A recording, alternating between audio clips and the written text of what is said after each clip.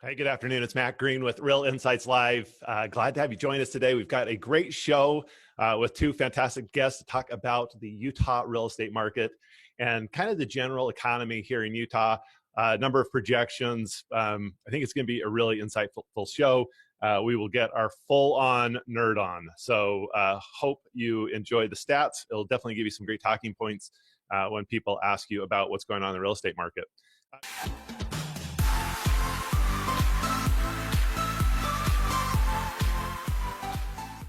Before we get started, I wanted to share with you that in a few weeks we have Bold coming to Utah. Bold is a 7-week training course that is absolutely phenomenal. When we look at the data around agents that are engaging in that Bold training, they're outpacing the general marketplace and the other agents in our offices by about 45% year over year, so pretty significant. I actually did an interview last spring with a few agents that had just completed Bold that talked about their experience and the impact that it had on their businesses. I'm going to actually share that in the comments below. I'd really encourage you to check that out. You can find that on our YouTube channel at kwutah.tv.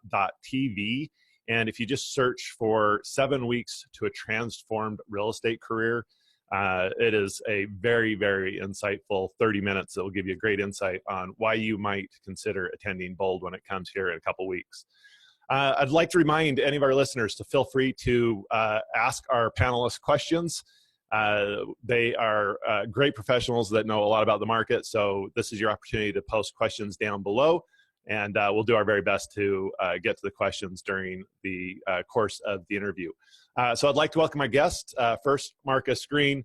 Marcus is a partner with me in several market centers here along the Wasatch Front, team leader for us in the South Ogden office, and just really, really knowledgeable about the marketplace, along with Jonny Christensen, who is the owner and operator of the largest real estate brokerage in Utah County, and just really a lot of fun and mildly inappropriate at times. So glad to have these guys joining us. Marcus and Jonny, welcome to the show. Thanks for having us. Happy to be here. All right, so our goal today is really to, as I mentioned, get the nerd on, go deep in the statistics. And Marcus, I know you're going to kind of drive the show for us a little bit. So when you're ready, we are going to go pretty deep on the visual piece. So we know a number of people that watch the show or actually listen to the show later. So we're going to do our very best to really describe and animate these slides for you verbally as well as we go, and really kind of dig deep into the analytics and know that there's value in seeing the graphs. And of course, you can view these if you're listening to this at some future time on our website, which is kwutah.tv. But we will do our best to describe it as well. So, gentlemen, let's give a great overview of 2017, kind of what's going on in the marketplace. And then as best we can, let's provide some projections and what we're hearing some of the top economists projecting for Utah as well. Sound good? Great. Marcus, you want to jump in and get us started? Yeah. So real quickly before we flip over the data, I think that I love a platform like this where we can talk a little bit about the economy. And I think the majority of our clients, the majority of the people in the population are really getting their information about what's going on in the real estate market, either from the news or their hairdresser or their nail salon or somewhere, except the appropriate place, right? So it's really important for us as the professionals to get to the data. And what really drives any real estate market really is supply and demand. And the biggest things that affect supply and demand really are population growth, employment, and affordability. And that's kind of where I think we should start our conversation today. So I'm going to flip over and pull up our slide deck here. Awesome.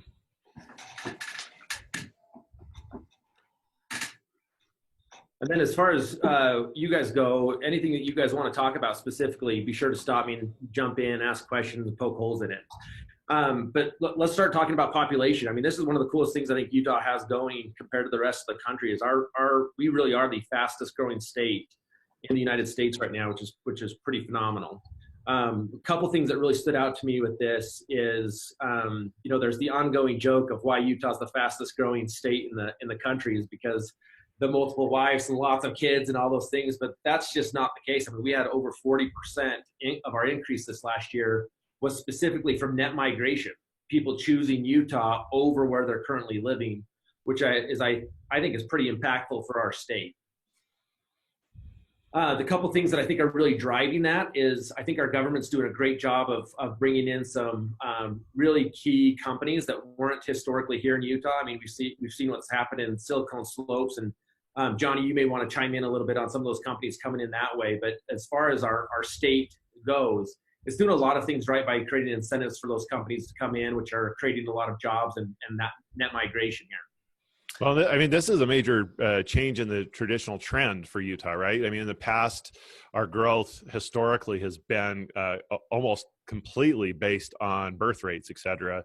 And those are starting to dwindle and match more closely what we see in the rest of the country. I actually saw that we're no longer the number one state in the country for children per family. I think it was like North Dakota now or something like that, which is a different trend. And now we're seeing this net migration, towards Utah that we have really never experienced before. So, yeah, Jonny, maybe talk a little bit about that. Well, yeah, and it's been a big jump. Even 2010 to 2014, I think we averaged maybe somewhere around 5,000 net migration. But you look at 2015, 2016, and 2017, it's more like 25,000 net migration per year, which is really incredible on the growth of that. A lot of the maybe neighboring states is where we're getting the majority of that net migration. But I go to the Governor's Board of Economic Development meetings every month, where part of that, they might have a speaker, but the other part is they're going through all the potential projects of the people that are either going to come in, the major companies out there in the country or world that are coming and looking. And it's surprising how many big companies out there, they'll codename them. They codename the actual projects. You don't always know what company it is.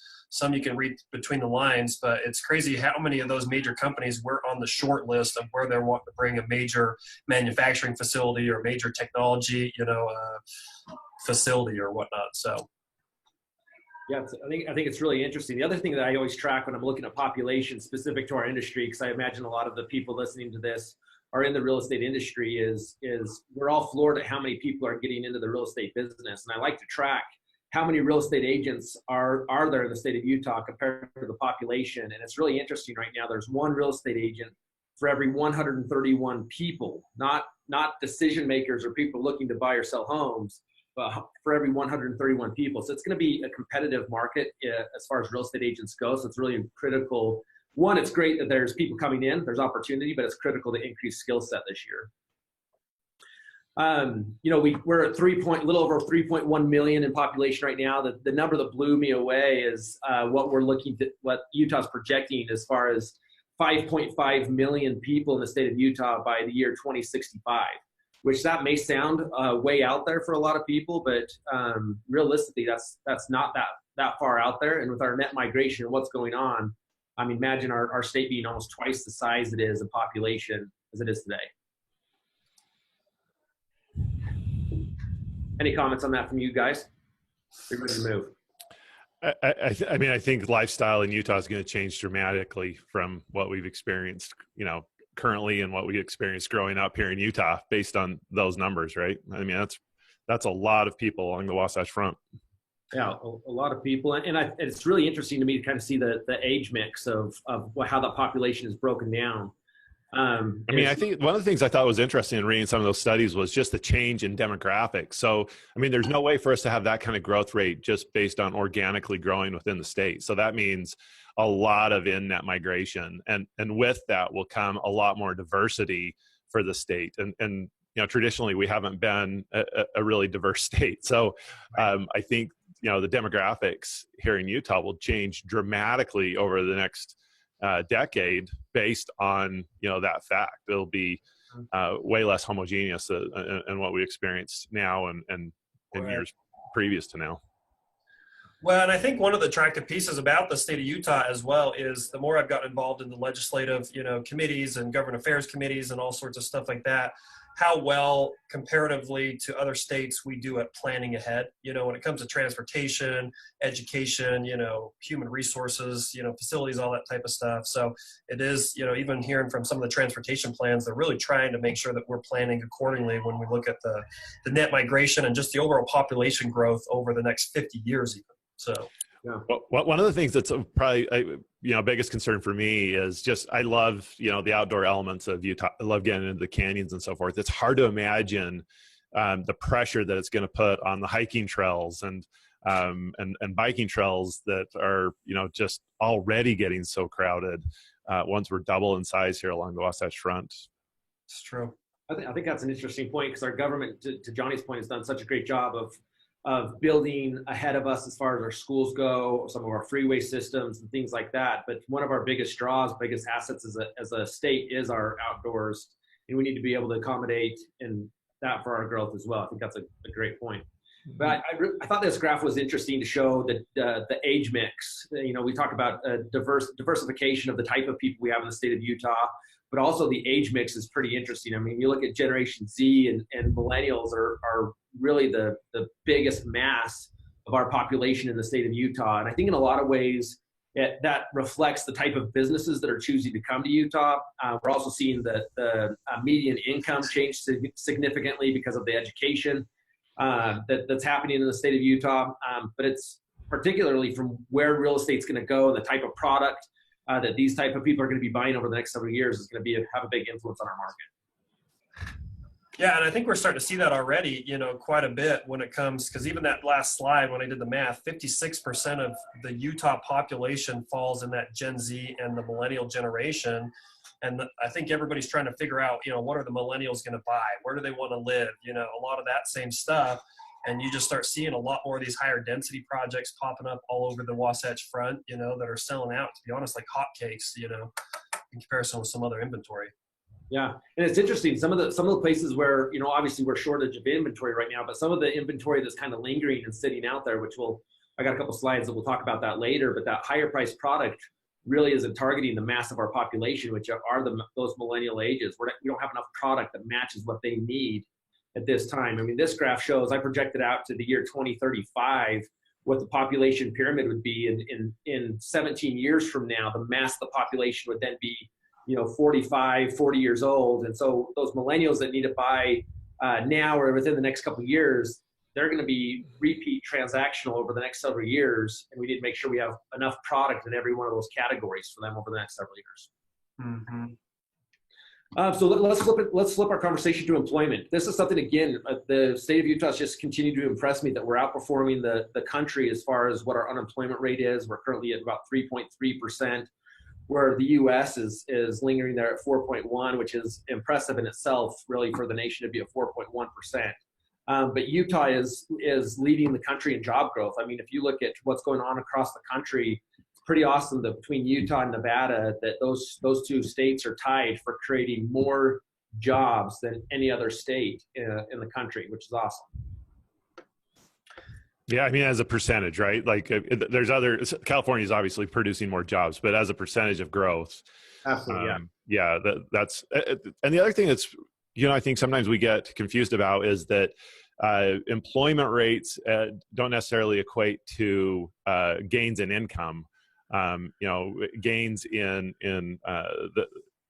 what we're actually making as far as salary and income, et cetera. But we're finally starting to see that grow significantly in Utah, which historically Utah's kind of been a laggard. We haven't seen that wage growth in Utah until recently. Yeah, I think that's a great point. I mean, here we are really several years into a strong economy, and our median income really hasn't changed much until we're all of a sudden seeing that show up within the last 6 months. Yeah. We're seeing like the first shift really in this economic cycle of some shift in median income, which is interesting. And if I remember right, I think I saw data that the growth rate of wages was like over 5% for Utah projected for this year, right? Yeah. So it's I thought I had that slide in here, but I guess I don't. But that's about right. Well, and a couple of points on that too is one of the really cool categories about that's probably influencing some of that job growth is our manufacturing employment, which is some other data that I've researched before, that you see all the manufacturing plants, either some of them going overseas or even the invention of robotics and just the automation of some of those, where Utah is one of the few states that actually has a positive % change over the last 10 years in the manufacturing job growth. And I think we're about 5.7%, where if you look over that same 10-year period compared to the United States, they dropped 28.6%. in the job manufacturing employment sector. Wow. Another thought I had in regards to this is, and I'm interested to get your guys' take on it, is, historically, Utah's been such an entrepreneurial state, particularly when an economy changes and things start getting better, everybody all of a sudden becomes an entrepreneur. And I think historically, that's where a lot of our job growth has come from, is people starting little startup companies, hiring 1 or 2 people. But now we're seeing a lot of these bigger companies come in with industrial and manufacturing jobs that are a big piece of our job growth, which are more sustainable, because as we know, a lot of those little entrepreneur companies, 1 in 10 of them, maybe you're going to make it.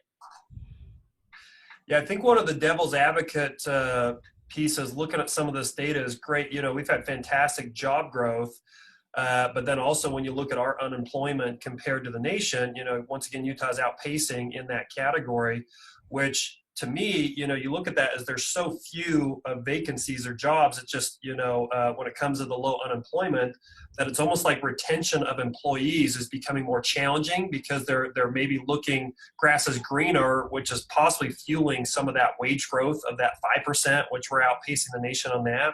Yeah. And some of the challenges, even some of the bigger businesses I've met with in Utah County specifically, that's maybe one of the challenges we look forward towards, is because we have such low unemployment, that the lack of labor force in Utah is causing some of these companies to even start looking outside of the state of Utah, in comparison with not being able to hire top, educated engineers and stuff like that. So they're having to go to Seattle or some of these other markets. Yeah, and I think all of us, I know all 3 of us are constantly hiring talent and looking for talent.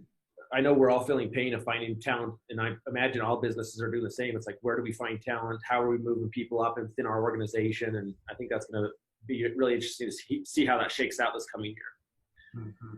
Mm-hmm. So the third thing I think it really is impactful to what drives the market is affordability. And it's really interesting to see what our affordability has done over the last several years, really.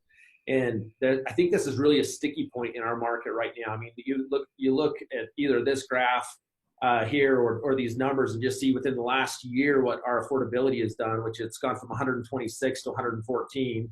And, sometimes I think a lot of people have a hard time understanding how affordability works, but, an affordability index of exactly 100 would indicate that about 30% of the median income is exactly what you need to pay a mortgage payment at current interest rates, with a median priced home, right? That would make it an exactly even affordable market.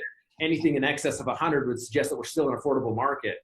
So I think there's a hang up for a lot of people right now of saying, hey, our market is not affordable, because they're comparing it to, we got up to like 158, 160 affordability index. And you look at who the big decision makers are now, those millennials and the Gen X are the people that are making the decision. And that's the only real estate market they've ever known. And partially in their mind, that 150 affordability index number was the normal, because it's the only market that they've ever known. And they're looking at this saying, I'll just wait until I see it get back to those numbers. Mm-hmm. And realistically, we may never see that again in our lifetime. Yeah, I think the relativity of this graph and this data is important. So, I frequently get asked questions about this market in relationship or in comparison to the market right before we saw the crash in 08 and 09, right? Are we facing another bubble? And when we look at affordability, things were far less affordable in 07 and 08 than they are today. So we still see properties being more affordable in comparison to that time period, which is pretty interesting. And a lot of people may not assume that. Well, I think due to lack of inventory, obviously the median price has continued to rise, as the market's gotten better and better.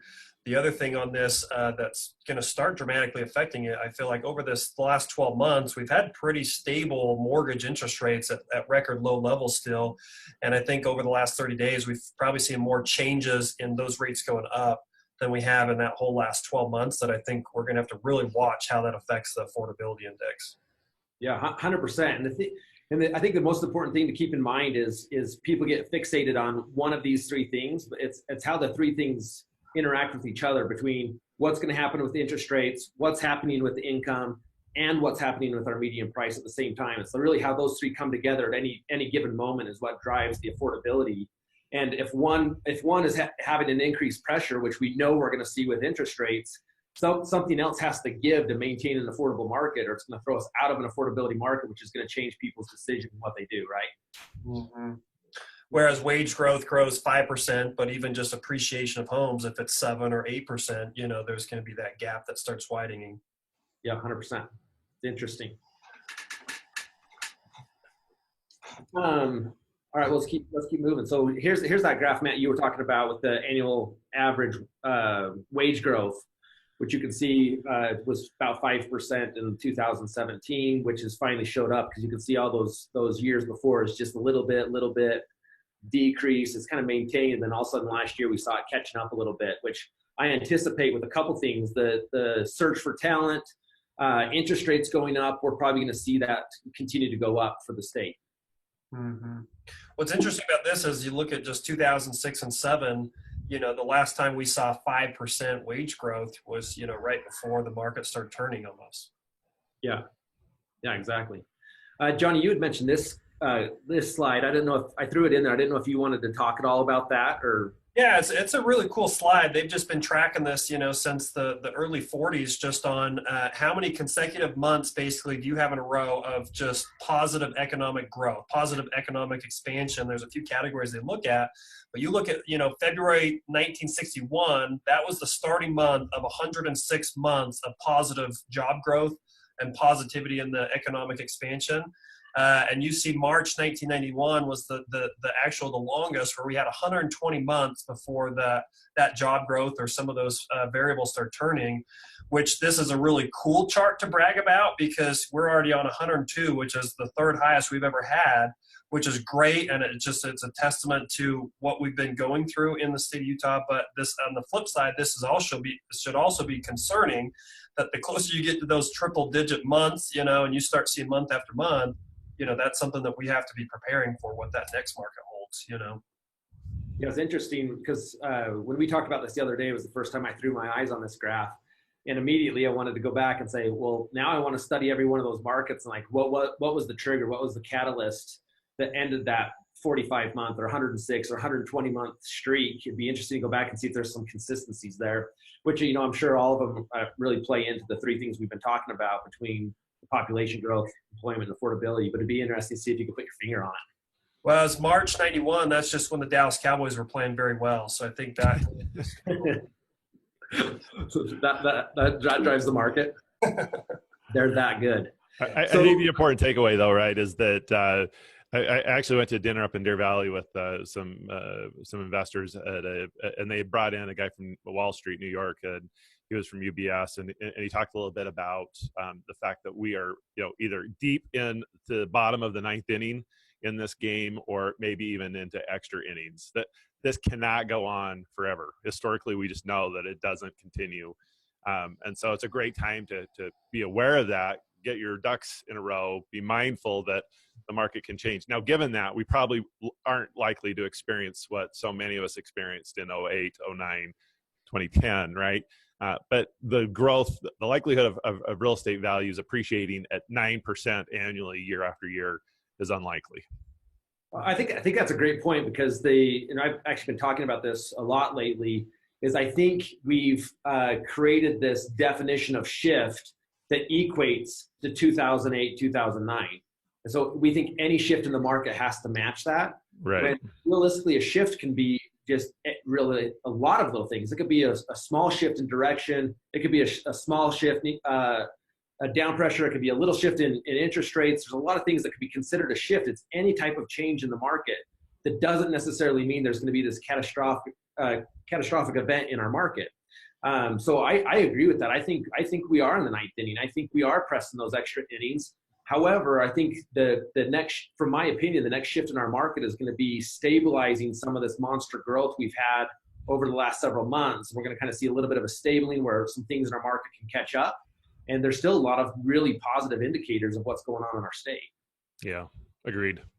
Mm-hmm. So this sheet here talks, is given by the Utah Association of Realtors. They do a great job of turning out some statistics of what's going on for us to look at. And there's a lot of things to learn here. I mean, obviously the closed sales and things like that are phenomenal to look at. I think they merit some conversation, but they're all things that have already happened and already occurred.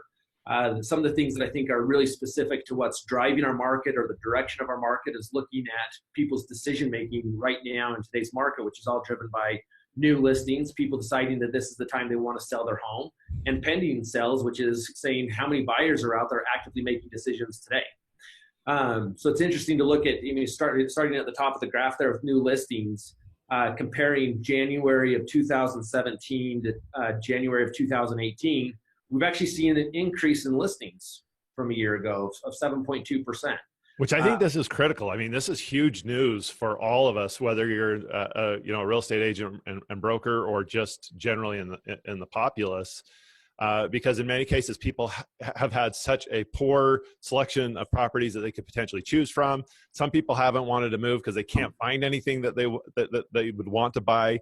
But also it kind of releases some of the pressure from the market, so that we don't continue to just overheat. If we can flood some of this supply into the marketplace, hopefully it will just soften the pace at which we're growing, which creates a lot of problems when there's such a shortage of inventory.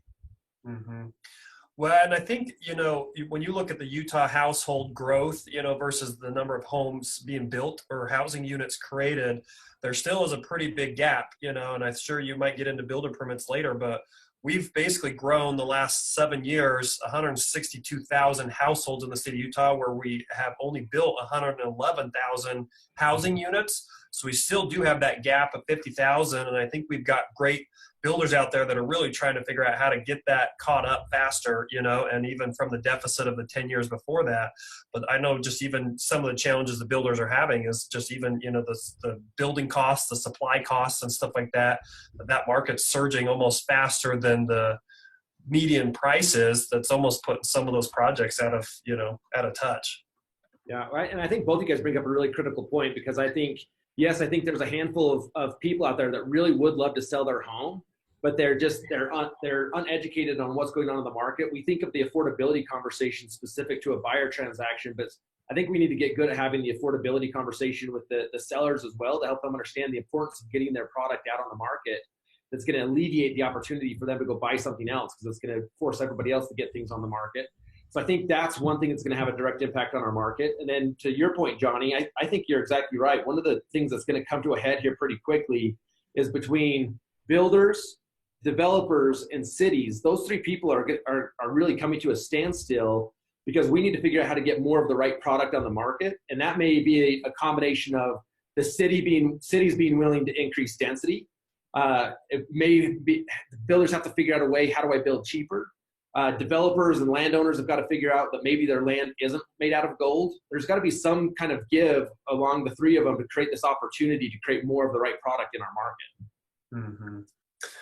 Well, and I think the gap still exists, that affordable housing, it's kind of that lower piece of the market where the real demand for some of those housing unit creation is going to be. Yeah. Just real quickly, running through this, we're seeing, yes, I'm thrilled to see that more people are getting their homes on the market this January than last January. We're up 7.2%. Pending sales were up 18% from a year ago.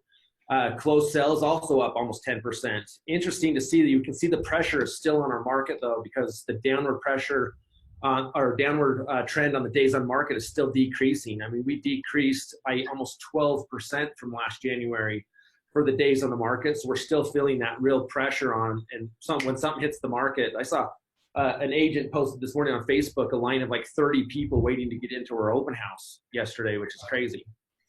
Again, we're still seeing the median sales price go up at significant numbers, 9.2% across the state of Utah.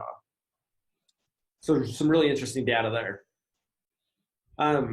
A couple things I threw in here. We don't have to spend a lot of time on these, but I thought this graph has really been intriguing to me over the last really 2 years, where I'm very big on trends and what the story that trends tell, but it doesn't necessarily predict the future. And it was interesting looking at this trend of active listings versus pending listings and seeing that in 2016, we broke a trend where the number of pending listings exceeded the number of active listings we had, and we kind of became this battle for us as real estate agents of going out and creating inventory in a market where we had more pending listings, and we're catching up a little bit faster every month. I mean, or every year. In 2016, you can see, and I don't know if you guys remember the conversations, but I remember the conversations with agents at that time of them saying, this market's just crazy. We can't find anything. There's nothing on the market. And then it took us a minute to kind of figure it out, and we didn't figure it out till almost July of 2016. But you can see that we reacted quicker in 2017, even though we crossed again. And then you can see here in 2018, while those two numbers, the active listings, the pending listings, came together, they haven't quite crossed yet. I don't know. I don't think they're going to, based on us increasing our listings across the state in January. I think this might be our turning point of kind of getting back to that normal trend we historically saw. I thought it was kind of interesting to watch. Well, and just the exciting part in general is you typically see that active listings, drop towards those winter months, and I'm super pumped for the spring, the summer, as we continue to do that. But when you look at 2011, how big that gap was, it's crazy that we've gone through that market when a buyer wanted to buy, they just had plenty of inventory, where what really has changed is the speed at which buyers are having to jump and go see these homes, and the demand that's putting on the real estate professional, on just having to be that incredibly urgent, which just is more evidence why you need that, high level professional who can get you in that stuff fast, Yeah. And a high level professional is willing to learn new skills. I mean, how many of our buyers agents now are having to learn to deal with buyer's remorse because they have to act quick. They have to get into something, and then you get under contract, and they're like, whoa, wait a second, right? I didn't even see that. Yeah. Yeah, just some really interesting trends here. It's always interesting to go back and look at what's happening. I mean, we saw from really 2010 all the way to 2016 a pretty significant increase almost every year in the number of total units sold. But it's interesting, from 2016 to 2017, we actually saw in Salt Lake County a 2% decrease in the number of units sold, which is pretty closely in line with what happened in the state. But it was interesting to all of a sudden see this happening, coming to a head in our market, of that affordability piece, the income, all of that coming together, of people saying, wait, now what's going to happen now? There's not this big knee-jerk reaction of pulling out like we're scared, but it's everyone's kind of at that standpoint of saying like, okay, well, what is this? Mm-hmm. I think one of the things that differentiates this from 2005 and 2006, though, Marcus, is, and keep in mind that this is residential properties in Salt Lake County that we're talking about right now. Yep. And Salt Lake County has really started to reach a saturation point where they don't have nearly the amount of developable land that maybe Utah County has, right? And so, one of the challenges for us to not really push past those 2005, 2006 high marks in Salt Lake County has been this lack of inventory. And I think if there had been the inventory, if there had been new product, if there had been, more people that were, compelled to sell because they had other opportunities to buy, I think based on the amount of demand that we have in our marketplace right now, we would have well exceeded those high marks that we saw in 0405. But in 0405, we started to see inventories really growing and support that demand. We don't have that currently in our marketplace. Mm-hmm. Yeah, I think that's a great point. Even though it would be very easy for someone to just look at this graph and instantly draw the conclusion that we're in the exact same market as we were in 2005, 2007, but it's significantly different because one was driven purely by speculation and one is really driven by supply and demand. Well, and part of what affects the state's growth is part of Utah County's growth. We've seen tremendous growth. We peaked in 2006 at 74 homes sold, 7,400 homes sold that year, where the last 3 years, 15, 16, and 17, in Utah County specifically, we've topped that number. We've been at 8,300, 8,700, and 8,800 the last 3 years, which is just part of that developable acres, as well as just, more homes being built, more Utah County growth, which is cool. Yeah, it's interesting when you see what counties are growing the fastest. Which is obviously Utah County, not only as far as land space goes, but the type of businesses they're driving and economic development there. You look at Wasatch County, you look at St. George area. And Weber County. It's just interesting to see which counties are still just really driving and outpacing other counties. Yeah, and just on Matt's point, I guess the thing I did want to, that buildable acres, these were cool numbers that I heard, but Salt Lake County has about 37,000 acres left to develop in the entire Salt Lake County. Or if you combine Weber and Davis, they've got about 52,000 acres left to develop. But you look at Utah County with all that west land, we're at 237,000 acres of land left to develop, which kind of tells where the growth is going to start happening the next, 20, 30, 40 years. Yeah, absolutely. I actually think going back to the graph that shows the millennials and the X generation too, in Salt Lake County, yes, there's way less buildable land. However, a lot of that generation wants to be in closer to really, the economic development. So we're seeing more of those little infill projects, regentrification of certain areas. I mean, you drive through Rose Park today and it's significantly different than when I was a kid, right? So we're seeing these areas that are kind of getting new life and new, smaller, dense, and more dense opportunity too. So I think it's a mix of the two things, which is really going to be interesting to see how that shakes out. It's always interesting, this sheet here that shows by county what's going on. So you can compare the different counties you work in and live in compared to other counties. But I mean, this is a great indication of, you look at closed sales at even Morgan County is up 75% from last year or last January. Again, comparing January 2017 to 2018. It's just interesting to see how that's shaken out by county. I think you have to be careful though, Marcus. I mean, the data set in Morgan County is so small to compare one year over the other year. Those numbers don't make nearly as much sense as when you look at the big counties like Davis County, Salt Lake County, Utah County, where there's enough data set to really have a true trend. So, particularly where you're comparing a month to a month. Right. I agree with 100%. But you can't discount some of the counties that you historically wouldn't have think are having a huge impact on our market. Or actually, there's a lot of things going on there that you maybe hadn't in the past. I totally agree with you there. Yeah. We actually have a listing in Wayne County, so we might finally put a number 1 on those profiles. We're going to get a bunch of hate mail from people from Wayne County and Morgan County. 7 letters. Going back to close sales again, and again, this is looking back to kind of what's been happening in the past, because these are transactions that have occurred. But it's interesting to track, historically, I think it was easier to take these big broad strokes of saying, hey, here's a total percentage of closed sales and making some draws of what was going on in the market. But I think where there's some really intriguing, interesting things going on in our market, it's important to break it down and look at it by price category. Because, I mean, you see a huge swing here from closed sales down from the 150,000 and below price range, decreased by 32% January 17 to January 2018. But 750,000 and above increased by almost 24% over that same amount of time. And obviously that's not because all of a sudden there's no demand for 150,000 and below. It's because there isn't product there, right? It's forcing people that may be more comfortable in that $200,000 and below range to now question like, how bad do I really want a house? And are they climbing outside of their comfort zone and getting into a new price point that they weren't going to get into historically? And at what point is it going to break for them to say, hey, it's not worth me getting to X price point. I'd rather just go back to renting. Yeah, I think that's such a good point, because this data can be really misleading if you don't really understand what's going on here and compare it against, inventory. This 31.9% decrease in sold units for property price below $150,000, that's not a function of demand. That's a function of there's just no supply.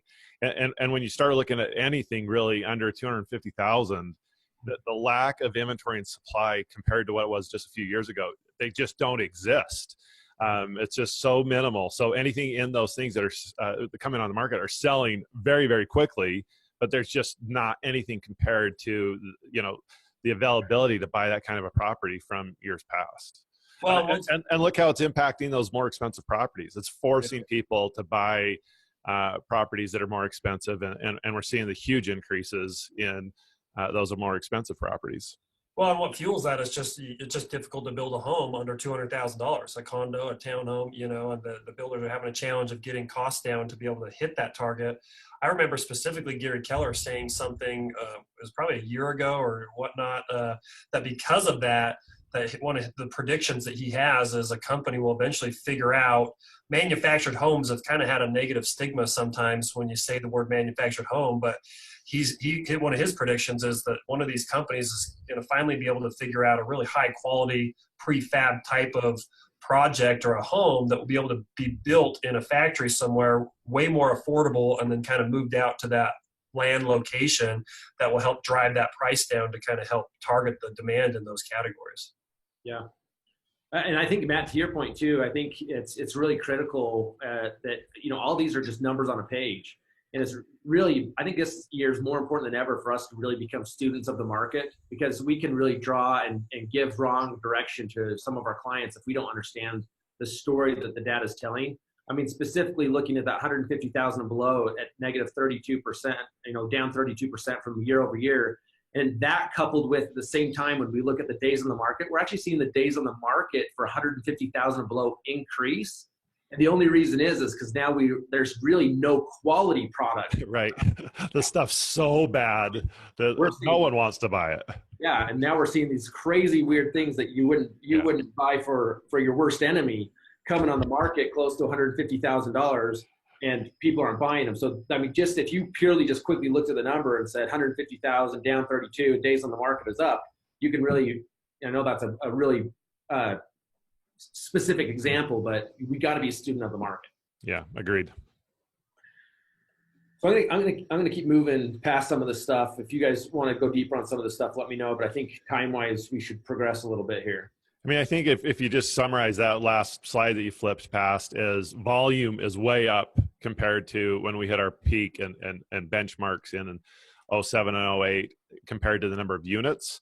And that's just a reflection of the median home price being, significantly higher than what we were experiencing at that time, right? Yeah. Yeah. That's a great point. I mean, here's that sheet I was talking about showing days on the market. Again, this is provided by the Utah Association of Realtors. But exactly what I was saying is you're seeing an actual increase in the days on the market for 150,000 and below. And again, it's the story it's telling. What is the product there? But I think a lot of people draw the conclusion of we're either in a buyer's market or a seller's market. And the truth of the matter is we've almost created a tale of two markets right now. We've created a buyer's market and a seller's market. It's a seller's market for everything really under that 550,000 range, but we're also seeing some buyers get the opportunity to buy things at a competitive rate over that 700,000 range, because we're seeing the days on the market significantly increase for some of that product. And it's a combination of, these builders are building new homes in a price point that has less demand and some of that stuff sitting there. Any thoughts on that? Well, I mean, I think yes. And I think if you look at historically, just a year ago, if I remember correctly, I'm pulling the data right now, but the average days on market for homes over 750 were like 180. So, I mean, we've come down dramatically. We're seeing that market better. But I think your point is exactly right, Marcus. I mean, I think, we're talking about generalizations of the Utah real estate market, where there are at times places that are experiencing a very different market. You take Uintah County, for example, and Vernal and some of those areas. I mean, the oil industry and some of the changes going on there has really dramatically impacted that market negatively. They're having a completely different experience than home property owners along the Wasatch Front. So, it's easy for us to talk about these generalities, but in reality, there's submarkets, even, in Summit County in different areas where you might be having a very different experience relative to days on market and things going on. So I think working with a professional that really knows those submarkets is key. Well, one of the examples of that is Traverse Mountain for us. We've seen so much Lehigh office tech company growth that price range, that 5 to 750, you put some on the market, it's gone very, very quickly just because of the demand that semi-luxury market has right there. Mm. Yeah, I think that's a great point. It's always interesting, I always like to look at things at a macro level first. You look at the whole country of what's going on across the country. How are these things playing out? You get more localized from a state perspective. What are the statistics? How is it driving? And then specific to the market of how does this compare to the state, to the country? And you need to have an expert that knows, and even down to the neighborhood in a lot of areas, right? Well, that's where the news can be misleading. When you're getting a macro message, that's where when you hear the word, how's the market? Well, tell me why you asked that, what specifically you asking about? Yeah, great point.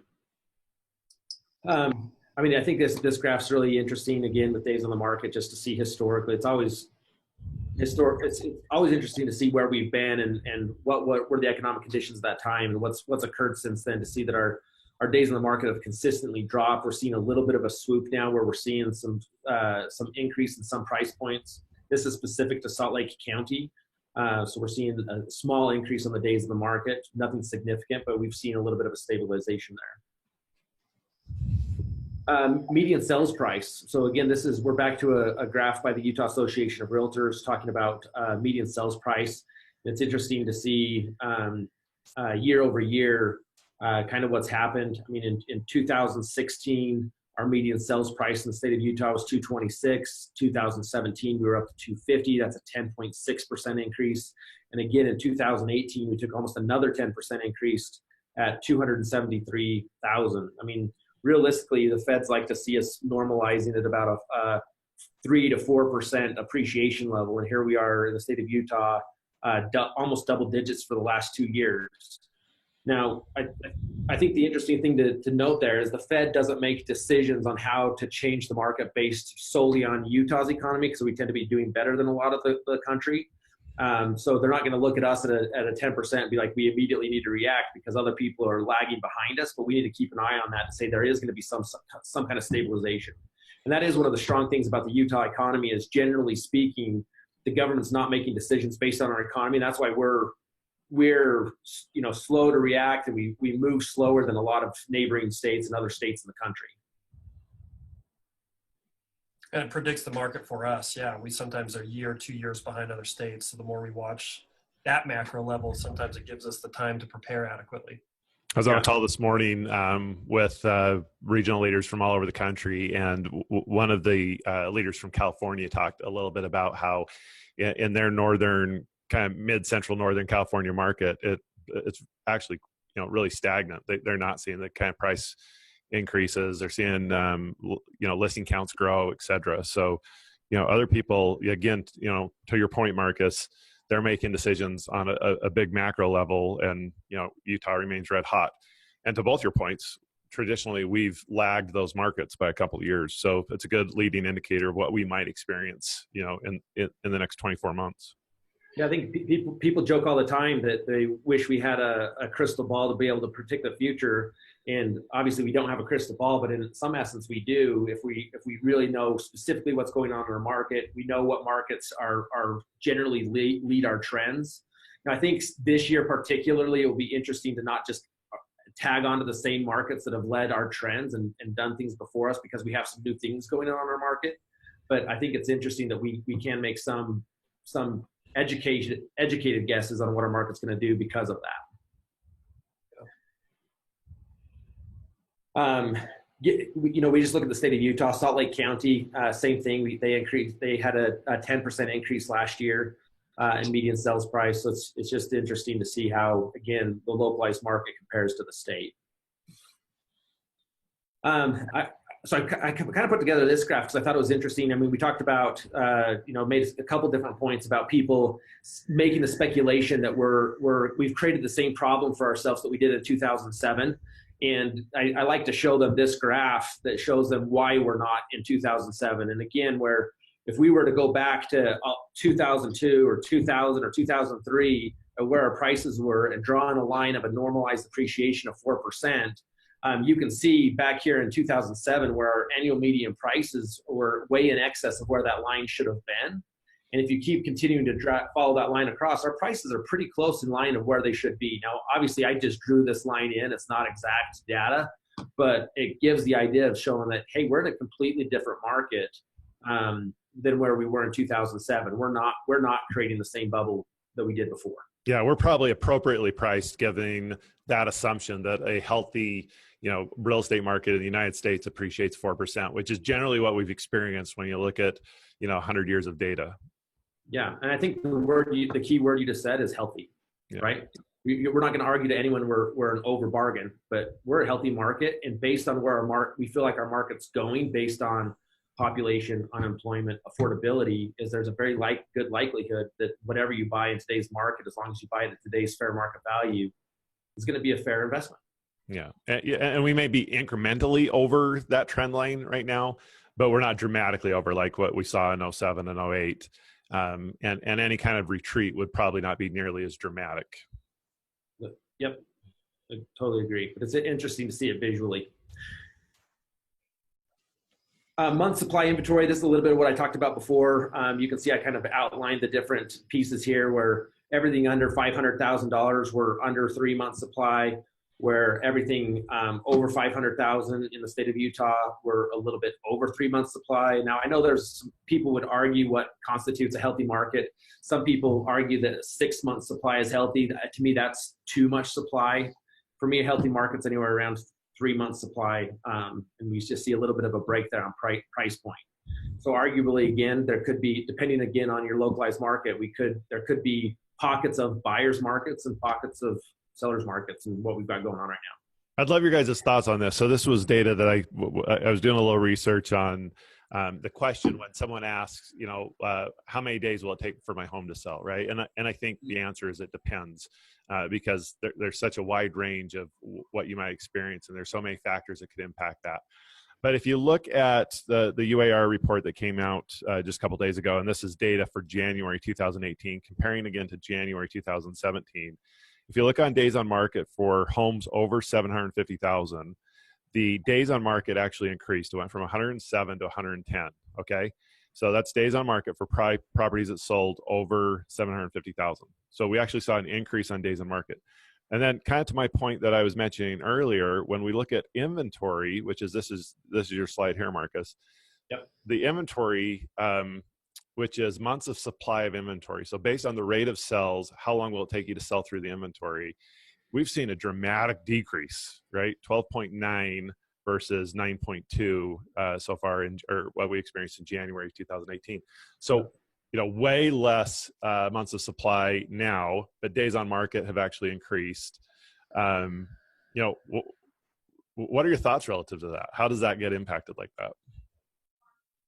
Well, I think for me, it goes back to we're creating new buyers in that price point that I think are taking a minute to realize that they are actually significant buyers in that price point. Meaning that they're historically been thinking they were going to look for homes in the $500,000 range, figured out they can't get what they want inventory wise in that price point. Their median income has gone up probably in this last year. And I think there's some still hesitancy in our market where it's a pretty broad misconception that particularly that market is overpriced because it feels like and looks like from a distance that we're 2007 again. And so I think it's taking them a minute to actually swallow the pill of like, number one, I really am a qualified buyer in this price point. And number two, it actually does make sense to buy this property. It's not overpriced in our current economy. Yeah. Jonny, your thoughts? I think maybe the only other variable in that could be new construction. As that inventory has dropped, that there's less available properties in that price range, that buyers in that range say, oh, well, if we can't find what we're looking for, let's just go out and build, what we want, which could be causing the remaining inventory left. It's almost like maybe it's bottoming out to some degree that's maybe not as desirable or whatnot, that could be slightly lengthening that days on market of the current inventory. Yeah. I wondered too, when I looked at the data and like the number of available units in that price point, if sellers aren't recognizing that, price still matters. Like you can't throw something out there at whatever price and hope that it sells. Even in this market today, you've got to price appropriately and based on what market values support. And I wonder if there isn't some element of those people realizing that we're, in a ninth inning of an extended play game here, and that they need to get their homes priced more appropriately to get them sold to some extent in those higher price points. I think that's a great point. I mean, I think a lot of people are surprised. Even agents are surprised when I show them that still in this market, only about 80% of homes listed are selling. Yeah. Which means obviously 20% of those homes listed aren't selling. Right? Which if you look at price, but if you look at homes over 700, it's more dramatic than that. It's more dramatic. Right. Yeah. There's a lot more that aren't selling. Yeah, and I think particularly from the end user, that person that wants to list their homes, some of them have unrealistic expectations of like, this market's crazy. Realistically, all you got to do is throw a sign in the yard and come up with some crazy number and it's going to go. Yeah, interesting. And I say a caveat with that is that it's still much stronger than we've seen in years and years, right? But It's again looking at that specific market segment in comparison to the discussion that we're having globally about the market in Utah. Yeah. Yeah, and this graph, this sheet I just flipped to really tells a very similar story, just breaks it down into percentages other than months of supply. So you can see here, same story here. You're seeing that January of 2017 to 2018, as far as inventory of homes, we saw a 7% decrease in the number of homes that were available during that time. So again, same story, just in percentages instead of months of supply. And pretty uniform as it goes from lowest price points to highest price points in the change. So, the stuff under 200,000, around 40% decrease, and then it just uniformly gets less and less of a change year over year until we're at 7.7% for properties over 750. Yep. We've already talked about interest rates at length. We anticipate those going up. Every authority in that realm is talking about increases in interest rates. This graph here came from the National Association of Realtors and their forecasts for 2018. They're still predicting very strong new home sales, existing home sales across the state. So even from a national level, even though every state and specific market is different in how they're reacting to it, the National Association of Realtors is still predicting a strong market as well. I think one of the things that's interesting to talk about here relative to interest rates too, is that a lot of people in our industry, have not ever experienced interest rates at 7%. Like so many of the people in our industry, and even in our buyers and sellers who have only been in the market for, let's say, 5 to 7 or 8 years, have never experienced interest rates at 7%. But when we look at historical numbers, 7% is still below the median or the average interest rate that we've experienced over the last 40 plus years. Yep. And so, the world's not going to come to an end if interest rates jump to 6%. We still do deals, still relatively, really inexpensive money. Of course, it potentially has the impact that it puts downward pressure on pricing because money gets more expensive, homes get more expensive, et cetera. But it's not going to. The world's not going to come to an end if interest rates tick up 1% this coming year. Yeah, I think that's a great point, and it really goes back to you look at the mass of our decision makers over the next several years are that generation of people that they've only seen one market, and it's not a normal market, and they've got to be educated to what a normal market is. Right. This was an interesting exercise I did where I was really interested to pull a graph that showed what's happening with the population in Utah as compared to the number of building permits that were being pulled. And again, this goes back to the argument of why our economy is still strong and why it makes sense that there's so much new building going on and so much pressure on our market. Is you look back to 2008 and you see that building permits just significantly decreased. They almost came to a halt across the whole state. You can see little things happening here or there, but our population continued to increase at a faster rate than it had ever increased. And that's not something, and you can see that the building permits stayed low all the way till really almost 2014 before we saw a spike in them again. And again, our population is growing at a faster rate than it ever grew. That's not something you fix overnight or even in a year or two. We've got years and years and years of population increase and household increase in the state of Utah that we're trying to catch up on. So it's not like end of 2018, we're going to have enough product and we need to stable out. We've got years of catch up to do. We have to make sure we're building the right product for the right demographic, but we have years of catch up to do as far as inventory goes. Yeah. To Johnny's point earlier that there's this shortage of homes compared to households, right? Households have well outpaced. In fact, I think the economist from the U that we listened to speak not too long ago actually said that for the first time ever, there's actually a housing shortage, meaning that there's more households than there are homes available in the marketplace, which is pretty interesting when you think about supply and demand economics and how that impacts prices and just what a huge need there is for housing in Utah. Yeah, I don't know the exact number, but if you even go back 27 years, to the 90s, we're still, from housing units created to households created, we're still short 20-something thousand homes, Yeah. All right. So let's summarize and just finish up with, Marcus, I think that was your last slide, right? that you want to share? Why don't we just kind of do a quick summary on predictions? What do you see in 2018, 2019? Marcus, we'll start with you, and Jonny will end with you. Awesome. Yeah. So, I mean, my predictions for this year for the state of Utah, I'm excited about what our economy's got going on. Really appreciative of what the state's doing as far as attracting some really significant players to our market as far as economic development, economic growth. Yes, I think we're going to come to a little bit of a standstill again of trying to figure out between landowners, builders, and cities of how to create the right product. But that's something I think that will kind of naturally take care of itself with supply and demand. But I'm still seeing that, yeah, we might not see double-digit increases like we have over the last couple of years, but I'm still feeling like we've got a pretty strong market for the next couple of years here. Double-digit increases in what? Median income or medium home price. Yeah. Jonny? Yeah, I've kind of got the angel and the devil on my shoulders, like I just feel like I'm very optimistic about the 2018 market. I even feel pretty optimistic, maybe even moving into 2019, with my real estate investment company, my own personal rentals and my real estate brokerage, my sales team, that type of thing. But whatever market you're in, you always prepare for the next one, and the more that this stable growth, these awesome growth percentages and median price and whatnot, the more you see that, the more likely you are to just end up in that next shift downwards. So personally, I'm all about this year. I'm very excited for it. I want to go make a bunch of money, help our real estate professionals and investors make a bunch of money, but, try to be more conservative and try to maybe be a little bit more cash heavy moving into this next year, just in case, we start seeing a shift in any of these numbers. Yeah. What do you think is the leading indicator that everyone should be kind of keeping an eye on to foreshadow a changing market, to suggest that there's a change coming? What should we be watching? One of the books I pulled the dust off is the Shift book written by Gary Keller, and just some of those indicators you're going to see is, affordability as that continues to drop maybe below that 100 index level.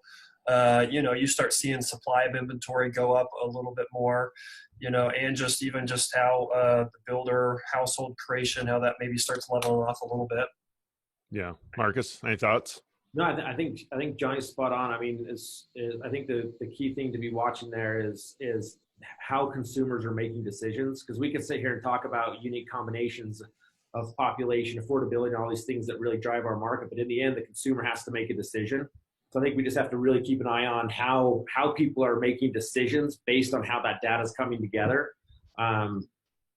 To me, that's going to be the indicator is in the end, people have to act. And if people aren't acting, that's what we need to watch. Right. Awesome. Cool. Marcus, you want to turn off your screen for a minute so we can end up here? I think your points are all well made. I think exactly right. I think probably one of the key indicators for us to keep an eye on is inventories. So when we saw a really significant shift in 2008, 2009, we really saw inventory start to well outpace demand. And there was a great leading indicator. Prices continued to go up 12 to 18 months, in some cases 24 months after those two things started to diverge, really go different directions, where inventory and units sold started to diverge. Inventories went up, sales either stayed stagnant or slowed down. And that's when we can really start to expect, I think, to see a price change where it either slows down or starts to stagnate. You guys, thanks for being on the show today. I really appreciate your time. Where can people find you if they want to connect with you offline?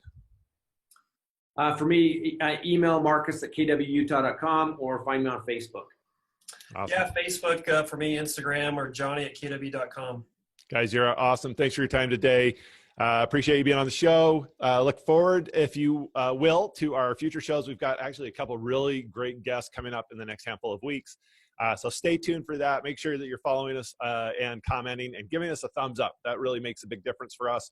We'd love for you to share the show if you feel so inclined. And certainly make sure you're following our page at facebook.com/KW Utah. You can find me, as always, on Facebook, facebook.com/Matt Green Utah. Thanks so much for joining us today. That's our show. Have a phenomenal afternoon.